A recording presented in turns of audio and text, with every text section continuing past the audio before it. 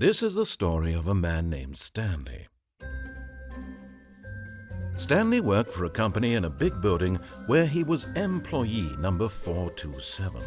Employee number 427's job was simple. He sat at his desk in room 427 and he pushed buttons on a keyboard. Orders came to him through a monitor on his desk, telling him what buttons to push, how long to push them, and in what order. This is what employee 427 did every day of every month of every year. And although others might have considered it soul-rending, Stanley relished every moment that the orders came in, as though he had been made exactly for this job. And Stanley was happy. And then one day, something very peculiar happened. Something that would forever change Stanley. Something he would never quite forget. He had been at his desk for nearly an hour when he realized that not one single order had arrived on the monitor for him to follow. No one had showed up to give him instructions, call a meeting, or even say hi. Never in all his years at the company had this happened, this complete isolation. Something was very clearly wrong. Shocked, frozen solid, Stanley found himself unable to move for the longest time. But as he came to his wits and regained his senses, he got up from his desk and stepped out of his office.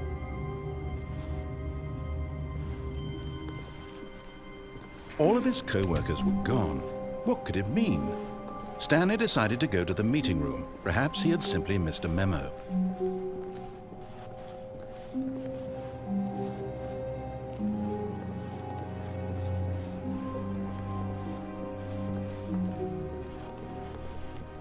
When Stanley came to a set of 2 open doors, he entered the door on his left.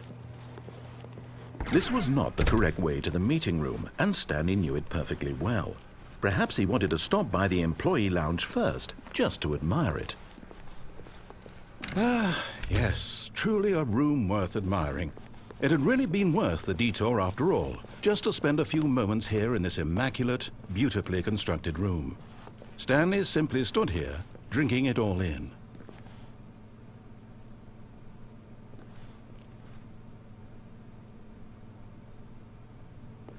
Yes, really worth it. But eager to get back to business, Stanley took the first open door on his left.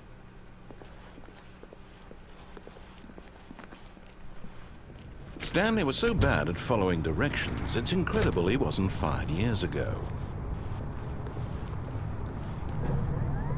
Look, Stanley, I think perhaps we've gotten off on the wrong foot here. I'm not your enemy, really, I'm not. I realize that investing your trust in someone else can be difficult, but the fact is that the story has been about nothing but you all this time. There's someone you've been... What? Really? I was in the middle of something. Do you have zero consideration for others? Are you that convinced that I want something bad to happen to you? Why... I don't know how to convince you of this, but I really do want to help you, to show you something beautiful.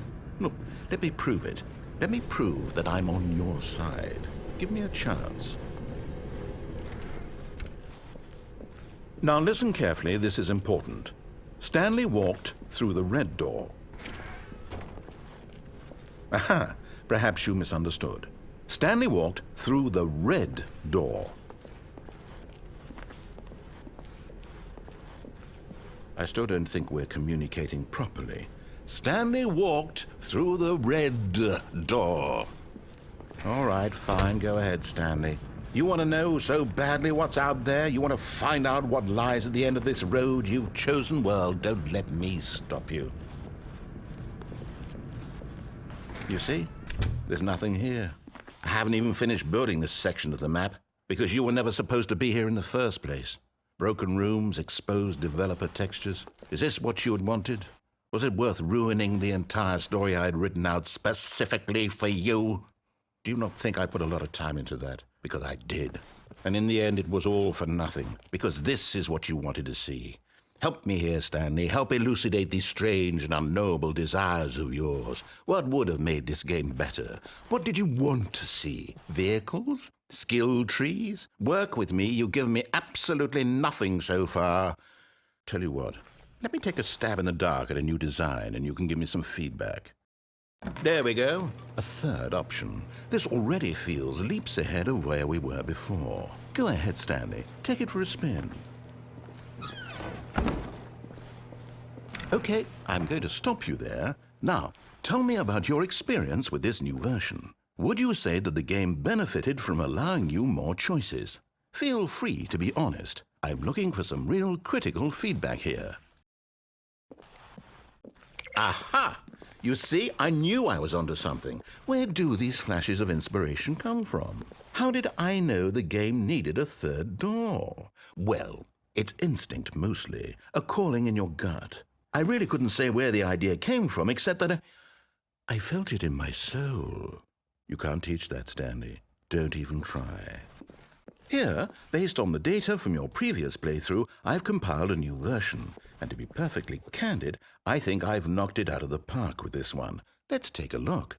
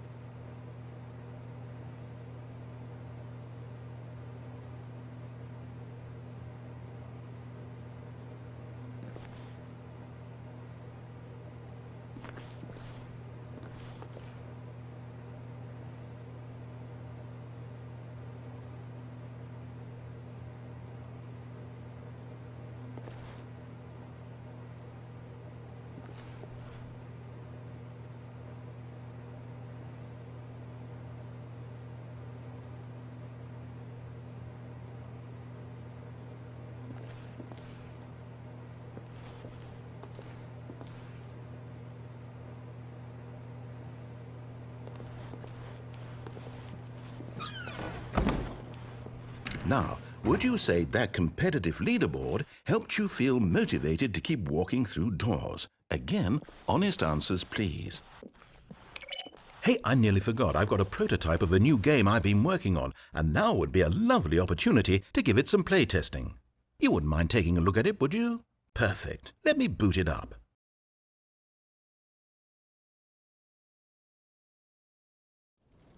In this game, the baby crawls left towards danger. You click the button to move him back to the right, and if he reaches the fire, you fail. It's a very meaningful game, all about the desperation and tedium of endlessly confronting the demands of family life. I think the art world will really take notice. But of course, the message of the game only becomes clear once you've been playing it for about 4 hours. So why don't you give it 4 hours of play to make sure it's effective? Be sure to keep notes on your experience.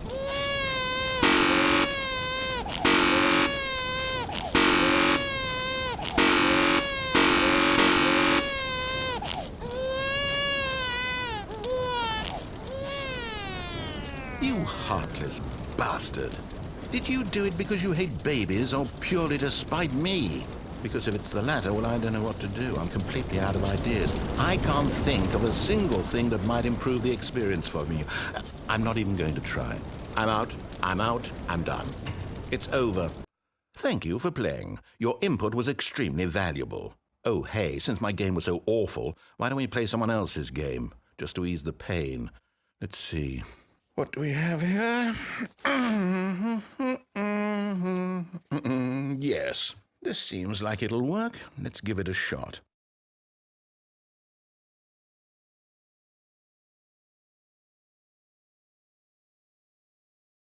Well, Stanley, is this any better? At last, the one thing you've always desired. A game I had absolutely nothing to do with. But is it enough? Tell me that, Stanley. Will it ever be enough? Well, I'll say this. I'm done making things for you. From now on, I will only create to fulfill a greater artistic purpose. Watch this, Stanley. I'm going to build a house.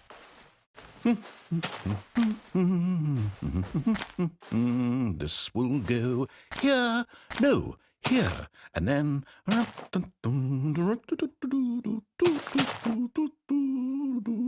Let's see, what does it need? Yes, of course. And just to finish it all off, yes, it's complete.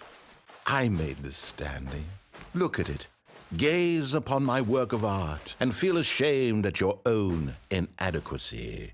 Ah, but you've only seen it from the outside. You've only gotten half the experience. Please, step inside and make yourself comfortable. Isn't it grand? Isn't it perfect?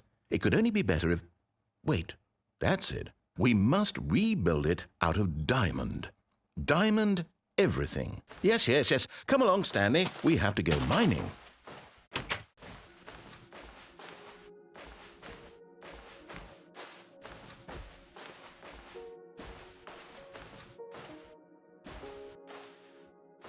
Oh my, it looks like it's going to get a bit dark. Have you brought a light?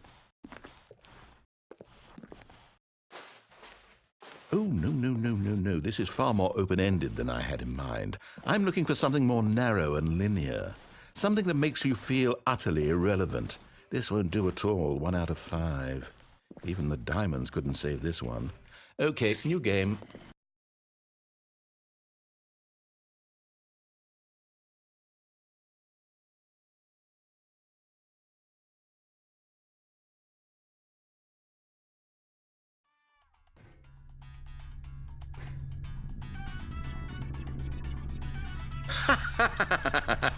Yes! I don't even know what this game is, but I love it.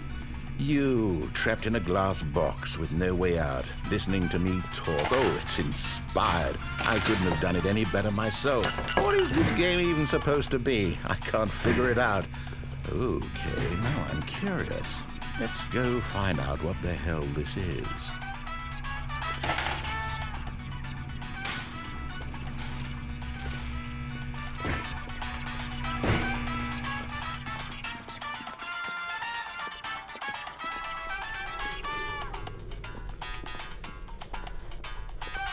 Oh, it's a puzzle.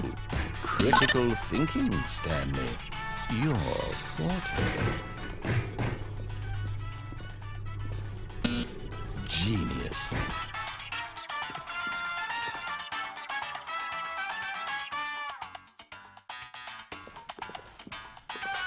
No, actually, you know what? I think that's plenty.